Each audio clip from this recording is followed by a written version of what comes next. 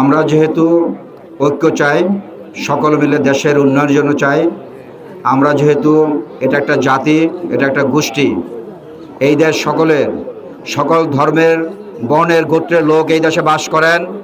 আমরা সবাই কাঁধে কাঁধ মিলে কাজ করব এই দেশের উন্নয়নের লক্ষ্যে। ভোটের অধিকার, কারণ আপনারা জানেন যে দেশকে শাসন করার জন্য একটা গণতান্ত্রিক সরকার দরকার। সেই গণতান্ত্রিক সরকারের উদ্দেশ্যে ইনশাল্লাহ 12ই ফেব্রুয়ারিতে নির্বাচন হবে। সেই নির্বাচনকে সুষ্ঠু করার লক্ষ্যে আমরা সকলে থাকব। কেউ কোনো ভীত সন্ত্রস্ত হবেন না। কেউ যদি কোনো ভীত সন্ত্রস্তের কথা বলে, কাজ করে, তা আমাদেরকে বলবেন। আমরা চাই সকলে এই দেশে বাস করবে, সবাই ভোট দিবে, এখানে সকল মতের লোক থাকবে। কেউ কোনো মিথ্যা কোনো কথা বলে কাউকে কোনো কিছু হয়রানির শিকার করবেন না।